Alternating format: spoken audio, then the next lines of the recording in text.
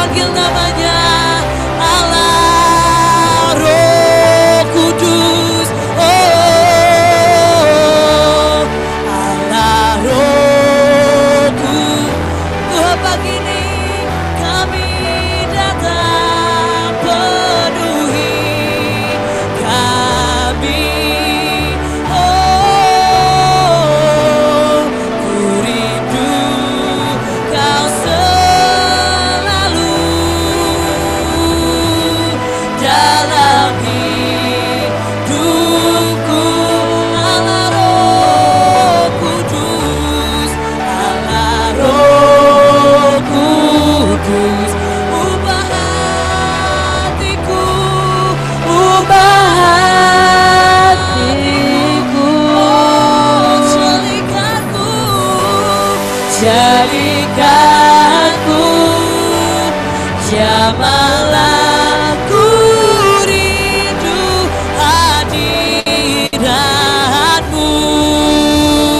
Ku sembah kudus, kami sembah. Kuduslah Tuhan, dan ku sanjung Kau mulia, mulia bagimu Tuhan. Ku sembah kudus, kudus, kuduslah Tuhan, dan ku sanjung Kau mulia, mulia bagi. Mari sekali lagi katakan, ku sembah. Biar pagi hari ini Kau penuhi setiap kami, Roh Kudus. Oh, kuduslah Tuhan, dan ku sanjung Kau mulia, mulia bagimu Tuhan. Oh, katakan mengalir, mengalir kuasa dari tempat maha. Tuhan, biar pada pagi hari ini Engkau sekali lagi aliri setiap kami, Engkau penuhi setiap kami dimanapun kami berada. Kiarapaya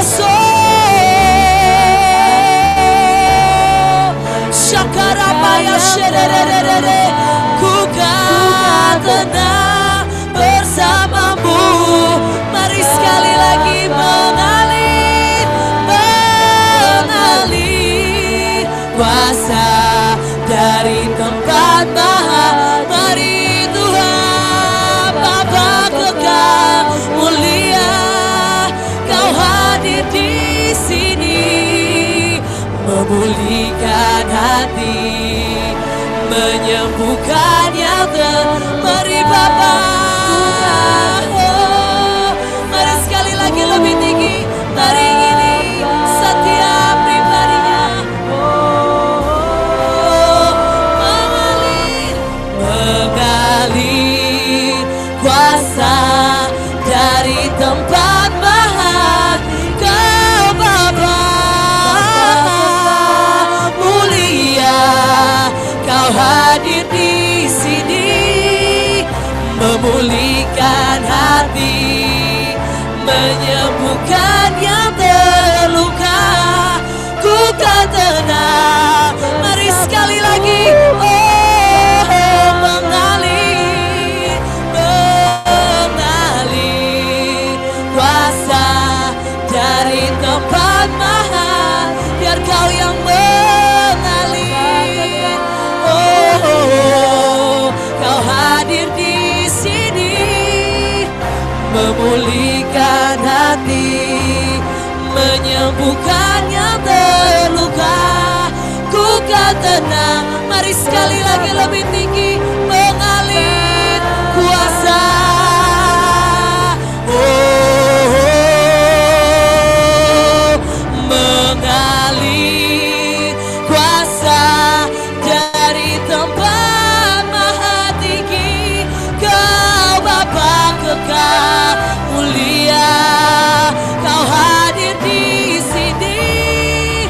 memulihkan hati, menyembuhkan yang terluka, ku kan tenang.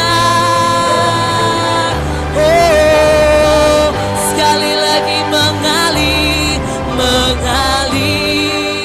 kuasa.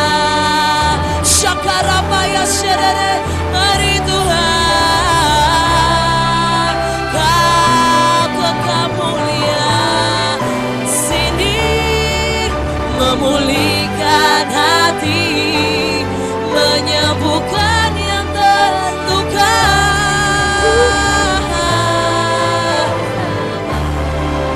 Bapakku kan, ku kan tenang bersamamu. Bapa, ku kan tenang bersamamu. Bapa, mari Tuhan sekali lagi pagi hari ini hujani setiap kami. Oh, Kiara Maya She, oh, Syakara Maya She, mari penuhi setiap kami. Oh, Kiara Maya She, how we need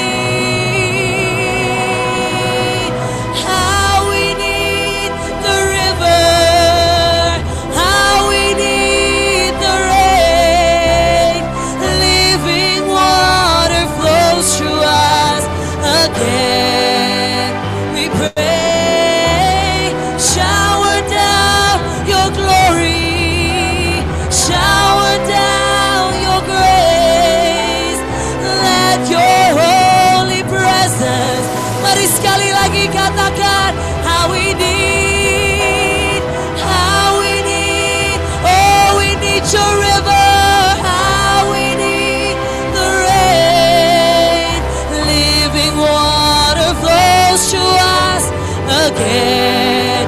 We pray, shower down, oh, shower down your grace, let your holy presence. Oh, sekali lagi, how we need the river, how we need, mari Tuhan, living water flows to us again. We pray, shower down, Kiara Paya She, your grace, let your holy presence fill this place. Oh, how we need the river, how we need. Mari Tuhan, biar pagi hari ini Kau yang segarkan setiap kami. Shower down your grace, let your holy presence fill this place. How we need the river, how we need the rain, living water flows to us again. We pray, shower down your glory, shower down. Oh, mari sekali lagi dengan lembut katakan, how we need the river. Mari Tuhan pagi hari ini hujani setiap kami sekali lagi. Mari segarkan setiap kami. Oh, we pray. Shakarapaya sherererererere. Shower down your grace, let your hope. Mari sekali lagi. Oh, how we need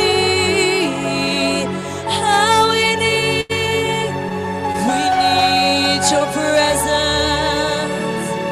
We need need you, Lord. Again, we pray. Oh, shower down your grace, your holy presence. Mari sekali lagi, how we need, how we need, how we need your river, how we need the rain, living water flows to us again. We pray, shower down, shower down. Kiarabayashe, let your holy presence. I want more, I want more, Lord. I want more, I want more of you. I want more your love, your power, and your heart. Sing, Lord, I want more. I want more of you. I want more your love, your power. Mari sekali lagi katakan, Lord, I want more. I want more of you. I want more your love, your power, and your heart. Lord, I want more.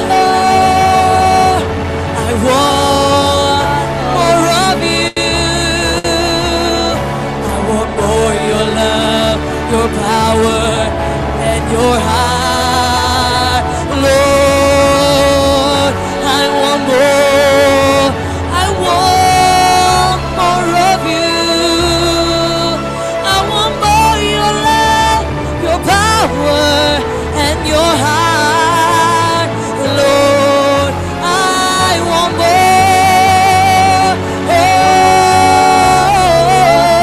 Oh, I want more your love.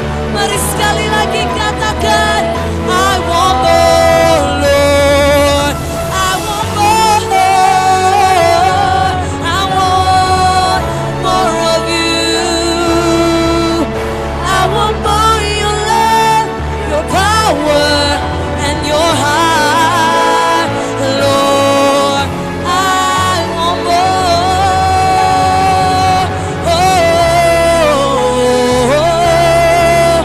I want more your love. I want more, Lord. I want more. I want more of you. I want more your love, your power. Sing, I want more. Oh, want more of you. I want more your love, your power, and your heart. Oh, I need you. I need you. I need you, my Lord. I need you desperately. I need you. I need you. Mari sekali lagi katakan, oh I need you. Shakarana maya sherere. I need you. Oh, my Lord, I need you desperately. I need you. I need you, my Lord.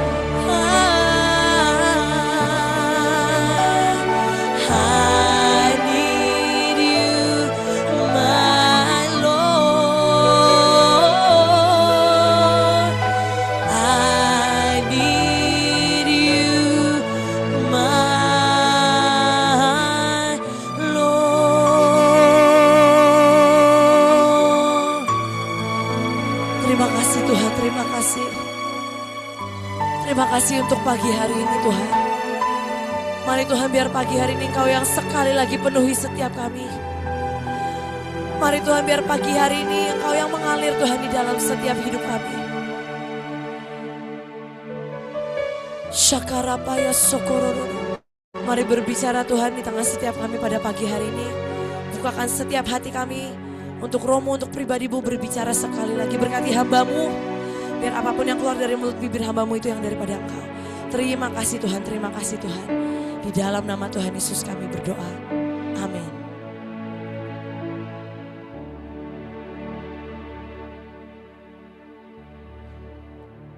Mari saya ajak untuk kita berdoa sekali lagi.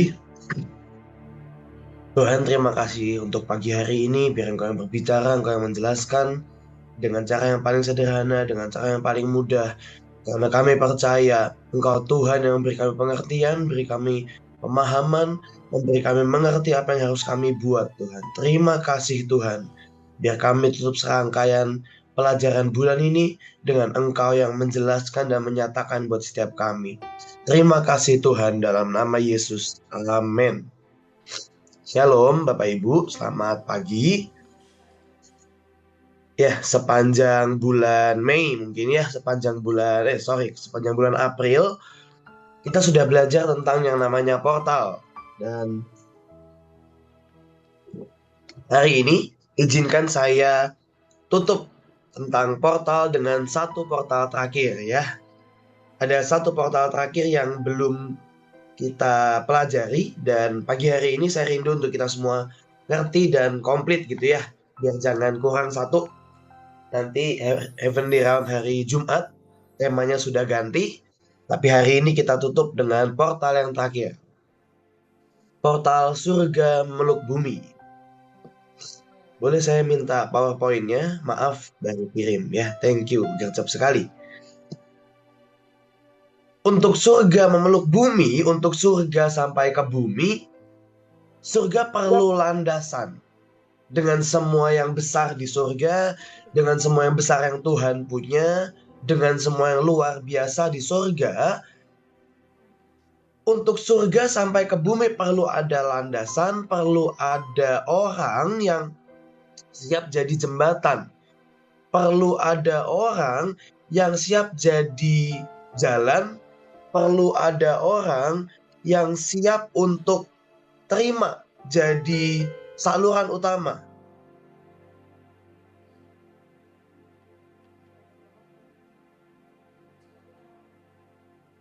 Nah, admin minta tolong cek WA ya. Thank you. Nah, untuk surga sampai ke bumi, dia nggak bisa langsung bam gitu. Satu hari mungkin akan terjadi, tapi di hari-hari ini perlu ada jembatan, perlu ada saluran, perlu ada orang yang jadi duta gitu. Nah, pagi hari ini saya mau ajak untuk kita belajar. Di Alkitab ada orang-orang yang dicatat mereka ini jadi saluran, jadi portal, jadi jembatan untuk surga sampai ke bumi. Dan luar biasa sekali, manifestasinya nyata sekali. Tapi di balik itu semua ada cawan, ada pelajaran, ada hal-hal yang mereka lakukan. Dan pagi hari ini saya mau ajak untuk kita belajar. Saya tidak terlalu panjang, tapi saya rindu untuk ini jadi sebuah benih di pagi hari ya. Kejadian 28 ayat 12 dan 17. Kejadian 28 ayat 12 dan 17. Saya tahu kisah Yakub ini dibahas banyak sekali selama kita pelajari tentang portal. Tapi pagi hari ini izinkan saya share dari sisi yang berbeda. Dari sisi apa yang saya dapat selama saya di Israel juga gitu ya. Maka bermimpilah ia, di bumi ada didirikan sebuah tangga yang ujungnya sampai di langit. Dan tampaklah malaikat-malaikat Allah turun naik di tangga itu. Ia takut dan berkata, alangkah dahsyatnya tempat ini. Tidak lain dari rumah Allah. Ini pintu gerbang surga. Atau yang kita pernah pelajari, inilah El Bet El gitu ya. Nah, waktu saya di Israel, ada satu hal yang luar biasa waktu kami datang ke Betel. Seperti yang sudah diceritakan bahwa hari itu tempatnya tutup, kami nggak bisa masuk dan kami doa di bis. Nah, waktu kami doa di bis, ada hal yang menarik dari Betel, ada hal yang luar biasa dari Betel gitu. Saya nggak expect banyak karena jujur, ya di bis saya nggak berharap yang gimana-gimana gitu karena nggak turun di bis, tempatnya jauh dari tempat beneran. Dan ya udahlah, anggap aja biar nggak rugi gitu. Awalnya saya pikir seperti itu. Nah, singkat cerita kita berdoa. Di tengah doa saya rasa ada sesuatu lah, seperti ada celah terbuka dan wah, sepertinya kita bisa masuk lebih dalam gitu. Dan oke, saya putuskan untuk lebih serius karena kita tahu kita bisa masuk lebih dalam. Dan di tengah doa, tiba-tiba Tuhan bukakan saya sebuah penglihatan yang menurut saya cukup unik. Di penglihatan itu Tuhan datang kepada saya dengan segala kemuliaannya, dengan segala keilahiannya. Tuhan datang kepada saya dan Tuhan tanya seperti ini. Mau nggak kamu serahkan kunci rumahmu kepadaku, kata Tuhan. Ayo kita transaksi. Transaksinya kamu kasih kunci rumah. Saya mikir, kunci rumah. Saya ngerti yang dimaksud Tuhan adalah kita ini kan bait Allah, kita ini kan rumah Tuhan ya. Jadi yang Tuhan minta tuh kunci hati gitu, kunci hidup. Dan saya bilang, ya udah, oke, ayo kita transaksi. Toh saya tahu kunci rumah saya, kunci hati saya, kunci hidup saya di tangan saya nggak lebih baik gitu. Jadi saya putuskan, oke, ayo transaksi, saya mau gitu. Dan singkat cerita di penglihatan itu saya kasih kunci rumah. Saya kasih kunci hati saya kasih kunci hidup saya.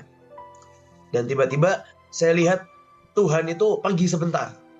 Tuhan pergi sebentar dan langsung balik lagi. Bawa kereta, isinya box, isinya kardus, isinya kontainer, isinya seperti kotak-kotak gitu ya. Banyak sekali. Mungkin kalau saudara pernah nonton di film-film Natal, ada Santa Claus bawa kereta reindeer, kereta yang ada rusanya, belakangnya hadiah-hadiah. Nah mungkin vibes-nya seperti itu. Cuman dengan hadiah yang lebih banyak gitu, lebih besar, lebih banyak. Dan saya seperti dapat pengertian gini, waktu saya saat terima kunci, Tuhan tuh seperti pindah rumah. Tuhan seperti masuk ke hati saya. Dan tiba-tiba penglihatannya berubah. Saya seperti mundur ke sekian ribu tahun yang lalu. Dan saya lihat kejadian Yakub. Nah, banyak orang akan lihat dari sisi di mana ada malaikat turun naik, hari itu Yakub tidur dan dia bermimpi. Tapi kalau boleh saya bilang pada pagi hari ini, salah satu cara surga memeluk bumi, Tuhan butuh orang yang bersedia diajak transaksi. Tuhan bersedia ada orang yang mau tukar bagian hidupnya dengan apa yang Tuhan mau berikan. Hari itu di Betel, Tuhan tanya sama saya, mau nggak kita transaksi? Tukar kunci rumahmu, tukar kunci hatimu, kunci masa depanmu, tukar sama aku.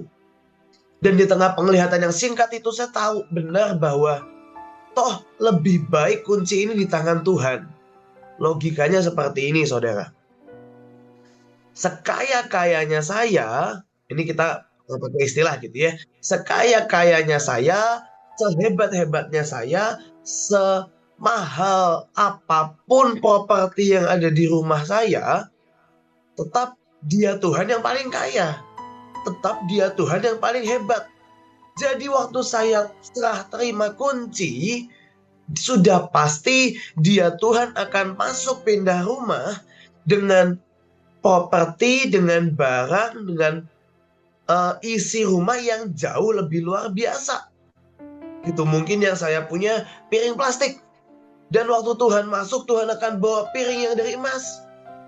Gitu. Mungkin cita-cita mimpi yang saya punya kecil, tapi waktu saya tukar sama Tuhan, Tuhan bawa cita-cita baru, Tuhan bawa mimpi baru, Tuhan bawa masa depan yang baru. Tapi pertanyaannya, maukah kita serah terima kunci? Maukah kita berikan kepada Tuhan? Mau nggak kita tukar?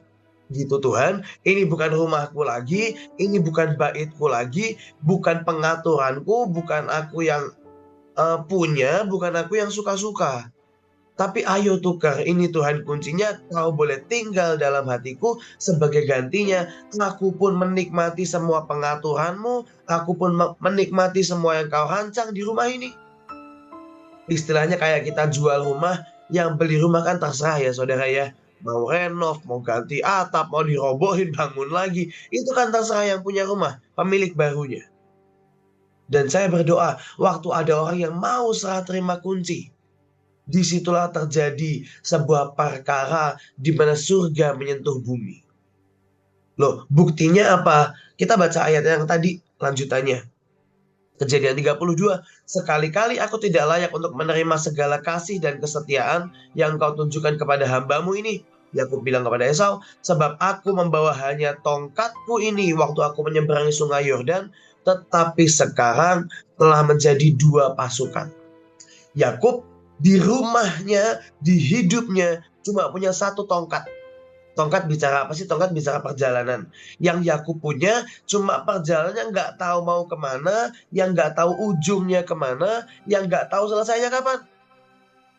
Tapi waktu Tuhan tukar kunci rumahnya dengan kehadiran Tuhan dalam hidup Yakub, 1 tongkat, 1 perjalanan yang nggak tahu kemana juntrungnya, tiba-tiba ditukar dengan 2 pasukan. 2 pasukan bicara apa sih? 2 kemah bicara apa sih? Sederhana. Orang yang punya 2 pasukan, sudah pasti dia orang yang hebat. Sudah pasti dia orang yang terlatih. Sudah pasti dia seorang pemimpin. Sudah pasti mungkin dia seorang jenderal atau bahkan seorang raja. Dia punya 2 pasukan. Yang pastinya dia punya sebuah kompi yang besar, yang sudah pasti 2 pasukan tuh nggak cuma orang ya saudara, 2 pasukan dengan segala kelimpahannya, dengan segala isinya. Ayo kita hitunglah, coba anggaplah 1 pasukan nggak mungkin nggak punya makanan, nggak mungkin nggak punya tempat tinggal, nggak mungkin nggak punya ternak, nggak mungkin nggak punya keluarga. Yang Tuhan mau bilang, kamu cuma punya 1 tongkat. Kamu kalau nggak ditukar, kamu cuma punya perjalanan yang nggak tahu kemana. Tapi waktu ditukar, kamu punya rumah yang artinya dia punya tudung untuk tinggal, kamu punya ternak, kamu punya makanan, kamu punya provision, kamu punya orang-orang yang tunduk kepadamu, itu jatah raja-raja, dan kamu punya semuanya. Kapan dimulainya? Waktu kunci rumahnya diserahkan. Nah kembali, waktu saya di Betel, saya lihat sebuah penglihatan mundur ke zaman Yakub. Dan tiba-tiba saya lihat waktu Yakub tidur, dia nggak cuma lihat malaikat, tapi dia juga bertransaksi dengan Tuhan. Pagi hari ini, pertanyaannya adalah, poin yang pertama adalah seperti ini. Untuk surga memeluk bumi, Tuhan perlu ada orang yang jadi landasan. Kisah Yakub nggak selesai dengan 2 pasukan, 2 kemah. Kisah Yakub berlanjut, dia punya 12 anak. Kisah Yakub berlanjut, bahkan menurut saya bukan sekedar 12 anak, dia punya 12 raja dalam hidupnya. Dia melahirkan 12 raja, dia melahirkan 12 kelompok yang besar yang memenuhi bumi. Waktu ada orang yang mau memberikan hidupnya tukar kuncinya, Tuhan bisa pakai sedemikian rupa untuk jadi portal di mana surga bisa menyentuh bumi. Bahkan hari itu Tuhan janji kepada Abraham, oleh keturunanmu seluruh dunia mendapat berkat. Dan kejadian itu, firman itu digenapinya kapan? Ya waktu Yakub. Karena dia punya 12 anak, 12 suku yang nyebar ke seluruh dunia. Bahkan intermezzo, kalau saudara cek setiap kita, itu bisa dicek kira-kira kita suku apa gitu ya. Karena darahnya nyebar ke seluruh dunia. Karena darah dari 12 suku nyebar ke seluruh dunia.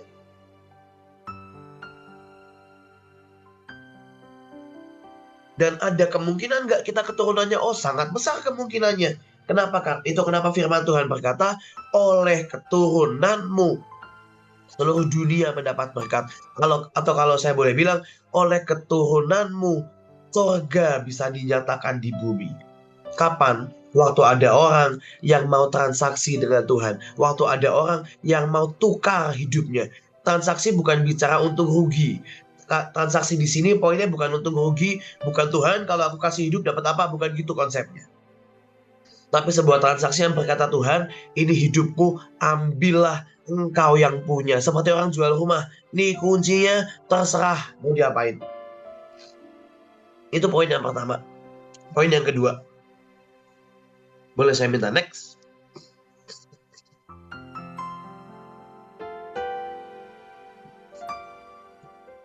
Next. Oke, 1 Raja-Raja 18 ayat 32 dan seterusnya. Kisah yang kedua, kisah surga memeluk bumi adalah waktu Elia. Hari itu Elia berhadapan dengan Nabi Baal dan surga menyatakan diri dengan api yang menyambar. Tuhan dan surga menyatakan diri di hadapan 450 Nabi Baal. Tapi ada yang menarik, mungkin banyak orang akan bahas kisah ini lewat korban, lewat airnya, lewat 12 batunya dan sebagainya. Tapi pagi hari ini izinkan saya lihat dari sisi yang berbeda. Ayat 32, 35, 38. Ia mendirikan batu itu menjadi mezbah demi nama Tuhan dan membuat suatu parit, garis bawahi kata parit, di sekeliling mezbah itu yang dapat memuat 2 sukat benih, sehingga air mengalir sekeliling mezbah itu. Bahkan parit itu pun penuh dengan air, lalu turunlah api Tuhan menyambar habis korban bakaran, kayu api, batu, dan tanah itu. Bahkan air yang dalam parit itu habis dijilatnya. Waktu saya pelajari, ada yang menarik dari kata parit, ada yang menarik dari mezbah Elia. Tahukah saudara, ternyata kalau saudara baca di Alkitab, dari zaman Nuh, orang yang menaikkan mezbah itu kan mulai dari zaman Nuh ya. Dari zaman Nuh berlanjut ke Abraham, berlanjut ke anak-anaknya, berlanjut bahkan sampai ke Musa, sampai ke peraturan imam. Ternyata tidak ada mezbah yang dibangun dengan parit. Oke, ternyata tidak ada mezbah yang dibangun dengan parit. Kalau saudara baca peraturan membangun mezbah, bukan parit, tapi adanya jeruji. Jeruji itu apa? Jadi gini, ini mezbah, di tengahnya ada jeruji, di atasnya ada jeruji. Waktu korban ditaruh, darahnya netes ke bawah lewat jeruji. Jeruji itu kan besi-besi yang berlubang ya. Darahnya netes ke bawah. Jadi bukan parit, tapi jeruji. Nah, tidak ada peraturan, tidak ada ketetapan, tidak ada pelajaran untuk bangun mezbah pakai parit. Oke, jadi firman Tuhan yang mencatat kalau mezbah ada paritnya, pertama kali di seluruh Alkitab itu di mezbahnya Elia. Nah, yang luar biasa, kata parit itu artinya kaya sekali. Parit secara bahasa Indonesia artinya saluran atau artinya sungai kecil, ya, semacam saluran air sungai kecil. Jadi kalau saudara bisa bayangkan nih mezbah, di bawahnya di sekitarnya ada seperti saluran air, tanah yang cekung untuk air mengalir. Nah, tapi dalam bahasa aslinya artinya luas sekali. Artinya apa? Yang pertama, ini yang luar biasa, arti kata parit adalah ascend, come up, grow, and be superior. Arti yang pertama dari parit adalah ascend, naik ke atas. Saudara, parit itu ditaruhnya di bawah. Oke, parit ditaruhnya di bawah, tapi arti parit itu ke atas. Artinya ascend, naik ke atas. Ternyata begini, kalau kita baca firman-Nya, waktu itu Elia tumpahkan air. Ada korban, ada kayu bakar, disiram air. Airnya kemana? Airnya nggak hilang. Airnya membasahi seluruh mezbah, sisanya ngalir ke parit. Oke, sisanya ngalir ke parit. Nah, waktu air itu dari atas, ngalir dari mezbah, turun ke parit, yang luar biasa begini, air dari atas turunnya ke bawah. Tapi kata parit, kata penampungannya, itu artinya naik ke atas. Agak gak nyambung ya, dia di bawah, nampung air, tapi artinya naik. Apa sih yang Tuhan mau bilang? Yang Tuhan mau bilang seperti ini. Di zaman ini, salah satu cara untuk surga bisa memeluk bumi adalah sebuah mezbah yang sampai ke bawah. Adalah sebuah mezbah yang sampai ke bawah. Adalah sebuah mezbah yang ngalir sampai ke bawah. Bagaimana kita mengajarkan generasi di selanjutnya, bagaimana kita bisa mengajarkan orang-orang di bawah kita, tapi selain itu, ini juga bicara bagaimana kita menjangkau mereka yang di bawah kita. Ada orang-orang di luar sana yang butuh dijangkau. Ada generasi di bawah kita yang perlu dijangkau. Dan kapan bisa dijangkau? Waktu air di mezbah ngalir ke bawah, ditampung oleh parit. Yang Tuhan mau bilang gini, api itu turun dari langit, gak bisa kalau gak ada parit, gak komplit bagiannya. Nah, untuk api itu nyamber, perlu parit, perlu sebuah pelayanan, perlu sebuah mezbah yang sampai ke bawah. Saudara nangkep ya? Ada pelayanan, ada sebuah cawan yang sampai ke bawah. Bagaimanapun juga, perlu ada mezbah yang dinaikkan oleh anak-anak kita. Saya kesaksian sederhana, kemarin kami baru KKR minggu lalu hari Jumat dan Sabtu. Jujur, selama persiapan KKR saya hampir tidak ada. Karena saya pergi ke Magelang beberapa hari, pulang Magelang langsung ke Israel 10 hari. Jadi waktu anak-anak youth, anak-anak rock siapkan KKR, saya itu nggak ada. Gitu. Saya nggak ada ya karena memang pergi terus. Ya sebenarnya saya tahu ini nggak ideal, karena untuk ngatur KKR saya perlu di tempat. Tapi ya bagaimana lah, memang Mahanaim ini agendanya luar biasa gitu. Saya nggak bisa tungguin untuk nyiapin KKR. Nah, singkat cerita, saya cuma bilang gini sama anak-anak, udah pokoknya kamu siapin KKR, doa yang banyak, isi cawan yang banyak.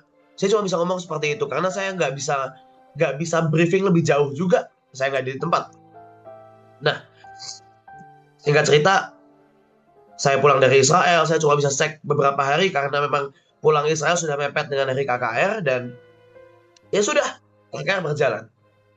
Jujur, secara hasil kerja tidak terlalu baik. Bahkan jauh dari kata baik menurut saya. Tapi saudara tahu yang luar biasa, kami itu buat KKR 2 hari. Hari pertama KKR Youth, hari kedua KKR Kesembuhan Ilahi. Gitu. Memang agak nekat. Kalau saudara tahu, anak-anak youth di tempat kami itu banyak yang baru. Jadi saudara bisa bayangin ya, dari semua panitia, 75% belum pernah mendoakan orang sakit. Oke, saudara bayangin ya, KKR Kesembuhan Ilahi, 75% tidak pernah mendoakan orang sakit. Kebayang ya? Jadi saya buat KKR Kesembuhan Ilahi dengan anak baru. Saya cerita, iya, saya pernah doain orang, datang pakai tongkat, pulang jalan. Mukanya, oh, gitu semua. Jadi saudara bayangin ya, ini anak baru, anak SMP, anak SMA, gitu. Saya jujur agak menyesal juga waktu saya tanya, siapa yang belum pernah mendoakan anak sakit? 3/4-nya angkat tangan. Saya menyesal, aduh tahu gitu saya nggak usah buat KKR gitu ya. Agak kaget juga, anak-anak ini baru banget gitu. Saya lupa kalau mereka sebaru itu. Nah, singkat cerita, udahlah.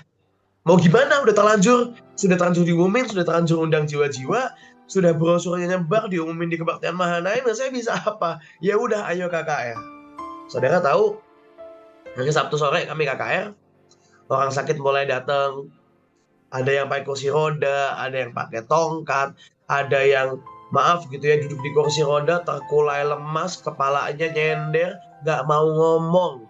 Anak-anak saya ngeliatin kursi roda lewat, mereka kena mental, saudara. Kalau bahasa anak muda kena mental. Kena mental tuh agak shock, dicampur panik, dicampur takut gitu ya. Ngeliat orang sakit segitu banyak, mereka bengong. Mereka tanya saya, kok ini beneran didoain? Menurut lo gitu kan? Ya namanya KKR mau gimana? Nah, singkat cerita, orang sakitnya ngumpul, KKR mulai. Saya cuma bilang gini sama anak-anak, bro, sis, teman-teman, udah kita doain aja. Ingat satu hal, kamu nggak perlu takut mendoakan orang sakit. Kenapa? Orang sakit didoain nggak makin sakit. Itu bercandaan kami. Orang sakit didoain nggak makin sakit. Orang buta didoain nggak makin buta. Sudah buta soalnya. Orang lumpuh didoain nggak makin lumpuh. Sudah lumpuh. Jadi kamu nggak perlu takut doain orang sakit. Udah, mentok-mentok nggak berdiri. Udah, titik. Nggak usah takut. Saya nggak bisa ngomong lebih jauh. Orang sakitnya depan mata, anaknya shock. Ya udah, ayo kita berdoa. Singkat cerita kami PW, KKR tanpa rundown, saudara. KKR nggak ada jadwalnya. PW, sharing satu ayat, doa. Udah, pokoknya doa sampai sembuh. Karena ya mau apa lagi? Sudah, kami doa, kami KKR dan sebagainya. Saudara tahu, saya bersaksi, hari itu ada, kalau saya nggak salah ingat, 2 orang datang dengan kursi roda, 3 orang datang dengan tongkat. Saya minta anak-anak doa. Hari itu saya siapin panitia cukup banyak, dan memang yang datang nggak terlalu banyak. Jadi hari itu satu orang sakit itu dikeroyok 5-10 orang gitu ya, teman-teman anak-anak youth. Dan saya bersaksi ya saudara, 2 orang datang dengan kursi roda, 3 orang datang dengan tongkat. Selesai KKR, ini yang luar biasa. Selesai KKR, kursi rodanya nggak kepake, tongkatnya nggak kepake. Bahkan kami dapat souvenir. Biasanya kalau habis ibadah jemaat yang dapat barang profetik. Kalau kemarin kita KKR jemaatnya nggak dapat barang profetik. Saya yang dapat barang profetik. Saudara tahu, mereka pulang tongkatnya ditinggalin, saudara. Datang pakai tongkat, pulang ditinggalin tongkatnya. Menurut saya itu souvenir terbaik dari KKR ini. Tongkatnya ditinggalin. Datang pakai kursi roda, pulang kursi roda ditinggalin, nggak dipakai lagi. Gitu. Bahkan ada satu ibu-ibu, dia dadah-dadah sama tongkatnya. Iya, saya udah lama pakai. Kayaknya saya bakal kangen deh. Saya bilang, Bu, ngapain kangen sama tongkat? Oh iya, benar juga. Terus udah dia pulang, tongkatnya ditinggalin. Sekarang tongkatnya saya sumbangin ke klinik Mahanaim. Barangkali ada acara lagi, ada yang butuh, pinjam sama klinik Mahanaim gitu. Karena kami dapat sumbangan tongkat sekarang. Dan mereka cuma anak-anak baru yang nggak pernah doain orang sakit. Mereka cuma anak baru yang mereka nggak tahu kalau doa bisa nyembuhin orang sakit. Mereka cuma anak baru, mereka cuma anak SMP. Bahkan saya bercanda, salah satu yang mendoakan drummer saya, drummer di youth kami. Dan saya sampai bercanda sama drummer saya. Dia anak baru, main drum gak terlalu jago. Saya bilang gini, kayaknya kamu gak bakat main drum, kamu lebih bakat doain orang sakit deh mungkin gitu ya. Karena ya, drummer main drumnya jelek, tapi nyembuhin orang sakit bisa. Gitu. Dan saya cuma bilang gini sama mereka. Kalian tahu, yang beda dari KKR ini adalah waktu saya tinggalin. Yang beda dari KKR ini adalah begini. Waktu saya tinggalin, kerja kalian jelek, tapi kalian doa lebih sungguh-sungguh. Saya sadar gini, ada satu pelajaran yang saya ambil. Oh ya, terima kasih gambarnya admin. Ya, itu tongkat yang jadi souvenir saya. Satu pelajaran yang saya ambil seperti ini. Mungkin saya belum berhasil ngajarin mereka kerja dan mempersiapkan KKR dengan baik. Tapi setidaknya saya mengajarkan tentang air yang ngalir dari atas sampai bawah. Air di mesbah doa mereka yang gak cuma berhenti di pemimpin, tapi sampai ke yang paling bawah. Dan saudara tahu, itu jadi pelajaran yang paling kuat dari KKR ini. Saya tahu jiwa-jiwa gak banyak, saya tahu uangnya nggak banyak, saya tahu hujan, saya tahu nggak sempurna. Tapi saya tahu ada air yang ngalir sampai ke parit. Dan firman Tuhan mencatat, api itu nyamber nggak korbannya doang, paritnya juga. Artinya apa? Di mesbah ini, yang kebakar nggak cuma mesbahnya, nggak cuma korbannya, tapi yang paling bawah juga kena. Yang saya mau bilang apa sih? Waktu saudara ngajarin anakmu doa, apinya tuh nggak nyamber cuma di saudara. Apinya nyamber sampai ke anakmu. Saudara ngajarin pembantumu terima Yesus, itu api nggak berhenti di saudara. Itu ngalir sampai ke pembantu saudara. Saudara pernah nginjil, saudara pernah bagi gelang, saudara pernah ngobrol sama tukang sayur, sampai dia ketolong, sampai dia konseling. Apinya nggak berhenti di saudara. Apinya sampai ke mesbah paling bawah, sampai ke parit paling bawah. Dan air yang di bawah itu artinya ascend, artinya naik, itu doa yang naik, itu mesbah yang naik, dan api Tuhan dari atas nyamber ke bawah, bersautan dari air yang dinaikkan, ketemu dengan api yang diturunkan. Itu apa? Itu parit Elia. Itu apa? Itu air di parit Elia. Banyak orang berpikir, ngapain mesbah dikasih parit? Ngapain mesbah dikasih air? Elia tahu ada sebuah cara kerja yang berbeda. Tapi nggak cuman ascend, nggak cuma naik. Arti kata parit adalah bandage. Arti kata parit adalah perban. Arti kata parit juga bicara tentang kesembuhan.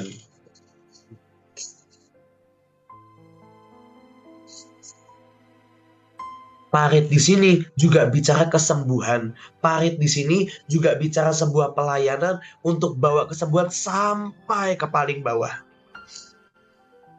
Berapa sering sih kita ini pelayanan, kita ini punya tim, kita ini punya keluarga, dan yang kita pikirkan cuma kinerja, yang kita pikirkan cuma bagaimana hasilnya baik. Saya tidak tahu dengan saudara, tapi seringkali itu mencuri fokus saya. Gitu, saya punya pasukan yang besar, saya punya anak-anak yang luar biasa, tapi fokus saya cuma, ayo kita harus selesaikan tugas, kejar target, kejar target.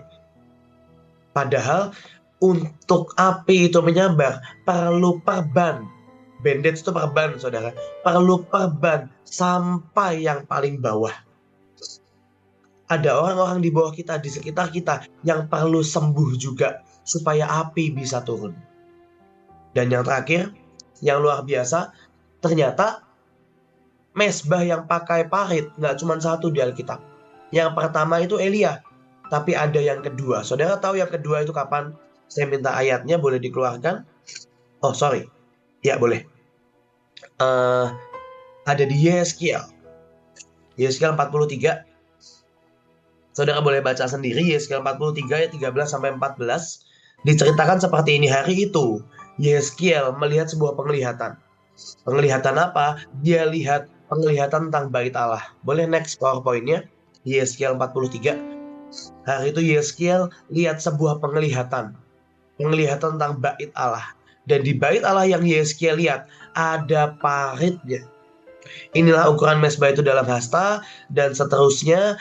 Dan 1 hasta lebarnya dan sekeliling parit itu. Dan inilah tinggi mesbah itu dari parit yang di dalam tanah, dan seterusnya. Di Alkitab yang saya dapat hanya ada 2 mesbah yang ada paritnya. 1 mesbah Elia, 2 mesbah di penglihatan Yeskiel. Dan saudara tahu, kalau saudara mundur ke Yeskiel 40, judul perikopnya adalah bait Tuhan. Penglihatan tentang zaman yang baru. Ternyata gini, yang Yeskiel lihat sebuah penglihatan tentang masa depan. Yeskiel lihat penglihatan yang jauh di depan.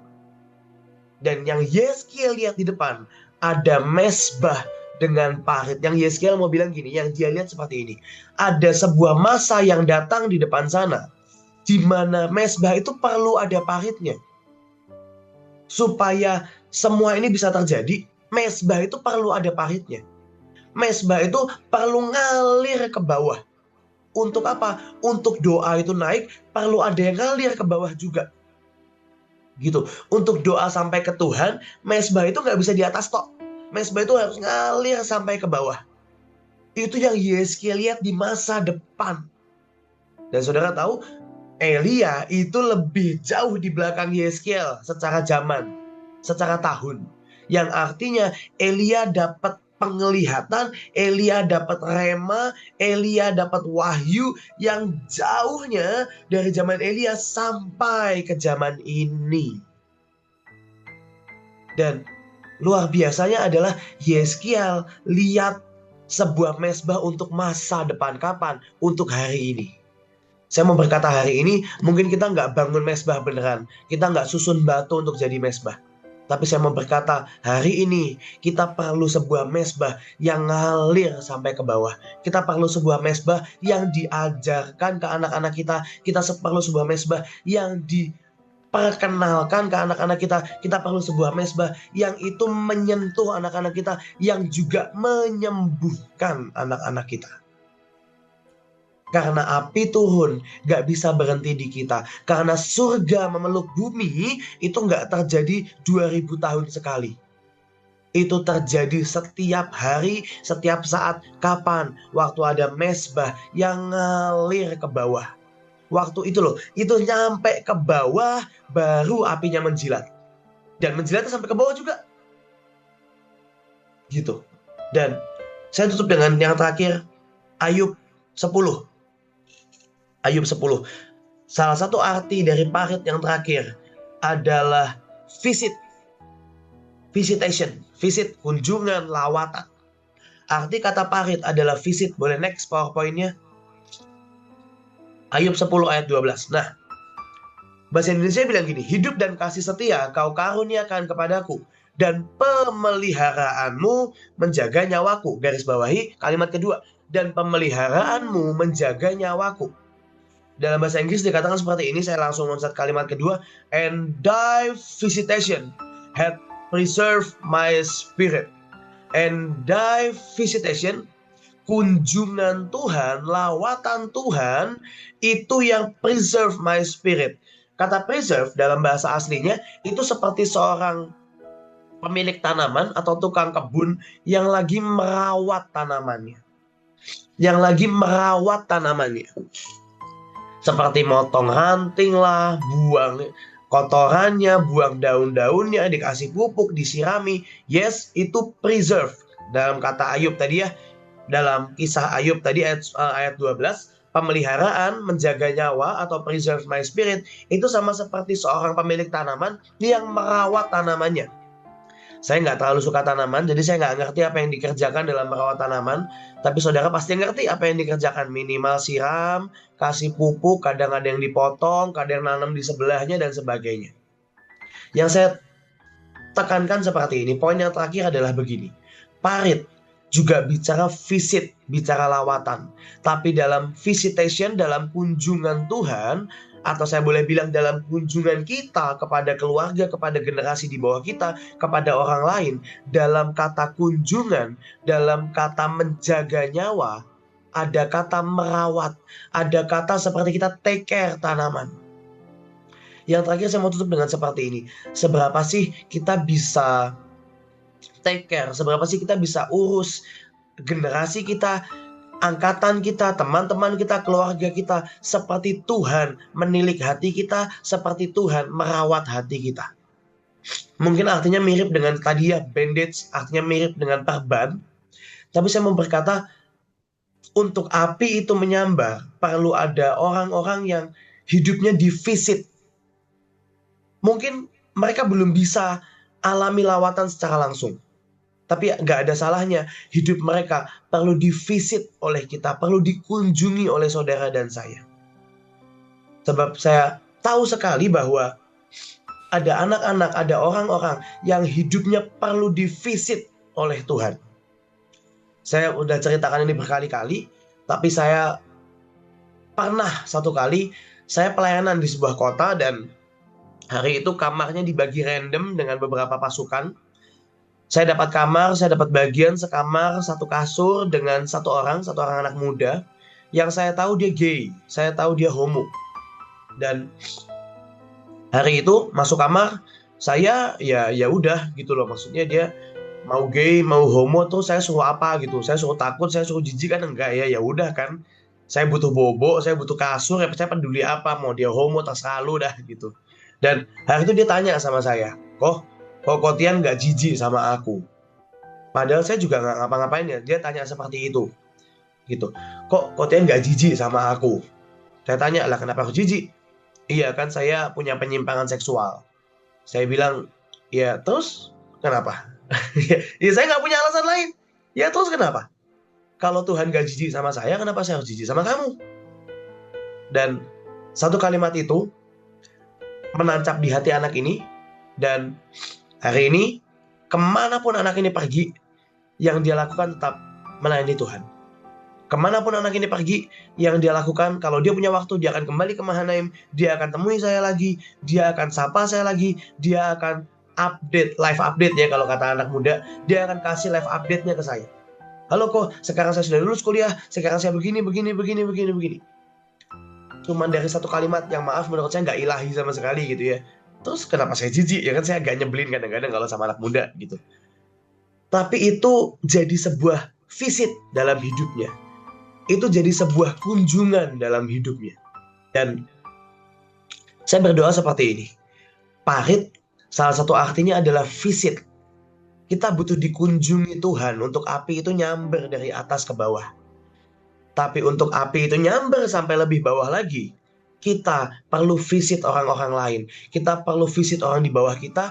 Kita perlu visit orang di sekitar kita. Supaya api, supaya surga gak berhenti dalam hidup kita. Saudara bisa nangkep ya sampai sini ya. Saudara bayangkan sebuah mezbah, ada parit di bawahnya. Kalau nggak ada parit, mungkin api cuma menjilat di atas. Tapi karena ada parit di bawah, api nyamber sampai ke yang paling bawah. Itu bicara apa? Bicara mezbah yang diajarkan ke bawah, tapi juga bicara waktu kita visit ke bawah, tapi juga itu bicara waktu kita obati orang-orang di bawah, di sekitar kita, di luar sana.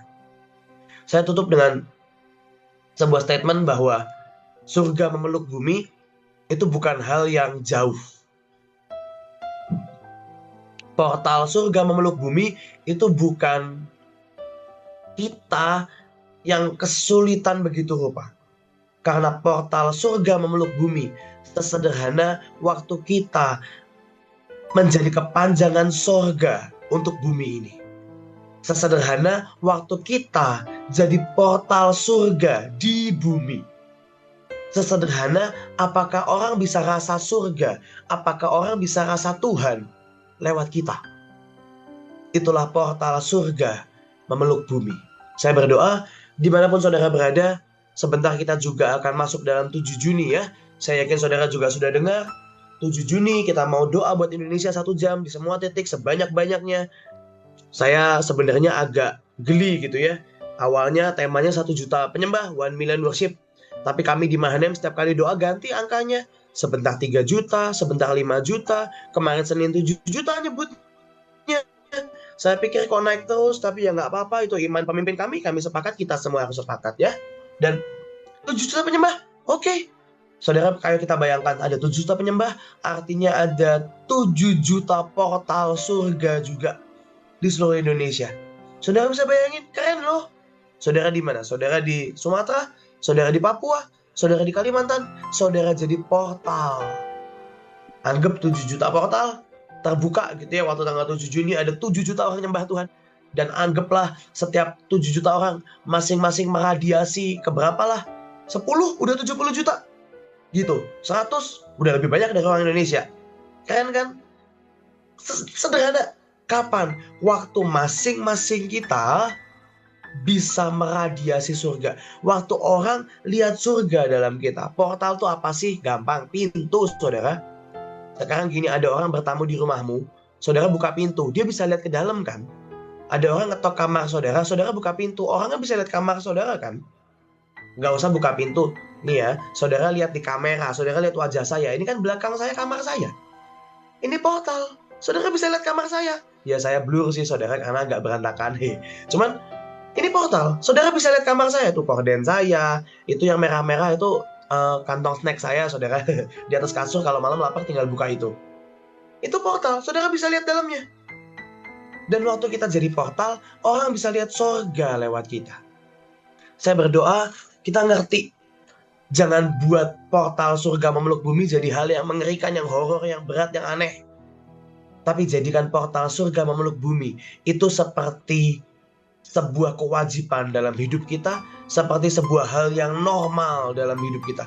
Normal orang lihat surga, normal orang ketemu Tuhan, normal orang sembuh, normal orang dikunjungi Tuhan lewat kita. Kenapa? Karena kita portal surga yang terbuka di bumi. Amin. Saya ajak untuk kita doa, saya mau ajak untuk kita tutup. Mungkin jangan lupa untuk tanggal 7 Juni, saudara buat doa 1 jam sebanyak-banyaknya, dimanapun.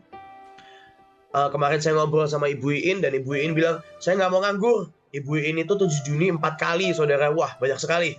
4 kali ibadah. Dari di pintu kota Bekasi, Bantar Gebang, online di radio, sampai di Mahanaim. Wah, banyak sekali. Saya berdoa saudara nggak mau rugi ya. Saya juga nggak mau rugi. 7 Juni saya 3 kali, saudara. Saya di Bekasi, di Jakarta, di Tangerang. 3 provinsi berbeda gitu ya. Jadi, saya berdoa 7 Juni, ayo buat doa sebanyak-banyaknya. Pagi di gereja, siang kumpulin ibu-ibu, malam kumpulin kampung. Nggak kan bisa begitu ya. Jadi 7 Juni, ayo buat doa sebanyak-banyaknya, buat portal sebanyak-banyaknya. Kita percaya ini waktunya bangsa kita, seluruh Indonesia 280 juta jiwa menikmati portal surga di bumi. Amin. Mari kita berdoa. Tuhan, terima kasih buat pagi hari ini Tuhan. Kami rindu Engkau menyatakan pribadi-Mu Tuhan. Kami rindu Engkau menyatakan portal surga di bumi Tuhan. Kami rindu Engkau menyatakan diri-Mu Tuhan. Supaya bangsa kami lihat Engkau, supaya bangsa kami alami visitation, kunjungan, supaya bangsa kami alami kesembuhan karena parit bicara bandage, perban yang menutup sebuah luka. Tapi kami juga rindu mesbah ini dikenal oleh anak-anak kami, dikenal oleh generasi di bawah kami. Kami rindu Tuhan, biar 7 Juni seluruh bangsa jadi parit yang ikut dijilat oleh api-Mu juga. Mari sebelum kita tutup saja untuk kita sembah Tuhan sekali lagi, mari angkat lagu ini, mari bawa 7 Juni buat semua provinsi. Saya lihat ada yang dari Jambi, saya lihat ada yang dari Sumatera, saya lihat ada yang dari Kalimantan. Mari bawa, mari bawa, mari bawa. Boleh saya minta semuanya mari doa sekali lagi 5 menit saja. Kita bawa 7 Juni di hadapan Tuhan. Tuhan, kami bawa 7 Juni Tuhan. Nyatakan pribadi-Mu di semua provinsi. Nyatakan pribadi-Mu di semua daerah. Nyatakan kunjungan-Mu, visitation, lawatan-Mu. Nyatakan Tuhan. Hidup melihat keajaiban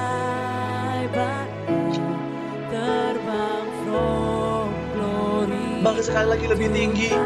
Mari naikkan, nyatakanlah.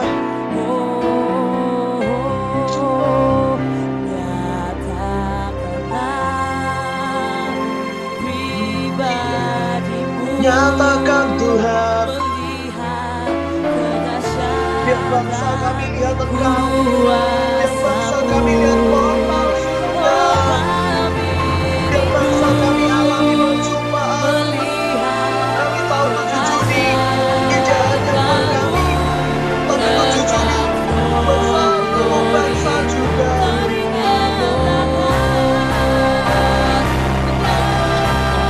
Ada untuk bangsa kami ya Tuhan. Mari dimanapun saudara berada, saya ajak untuk kita angkat dua tangan kita ke surga. Dan portal surga terbuka dimanapun kita berada. Mari angkat tanganmu dan buka tingkat kamu. Mari angkat tanganmu dan buka tingkat surga di provinsi.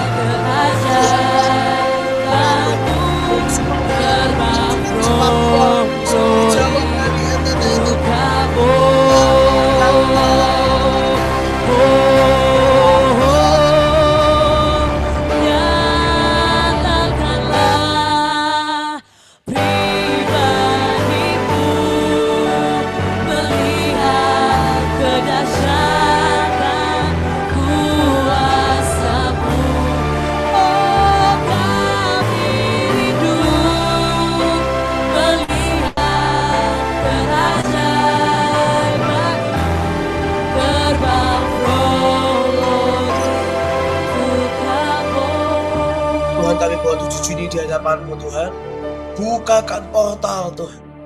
Bukakan portal. Biar bangsa kami jadi mesbah yang berparit Tuhan. Biar bangsa kami jadi mesbah yang berparit. Biar hidup kami jadi mesbah yang berparit. Supaya Kau bisa menjamah, supaya Kau bisa menyambar sampai semua di bawah dan di sekitar kami. Terima kasih Tuhan. Nyatakan diri-Mu Tuhan. Dalam nama Tuhan Yesus. Semua yang mau lihat lawatan mulai dari 7 Juni nanti sama-sama katakan amin. Amin. Amin.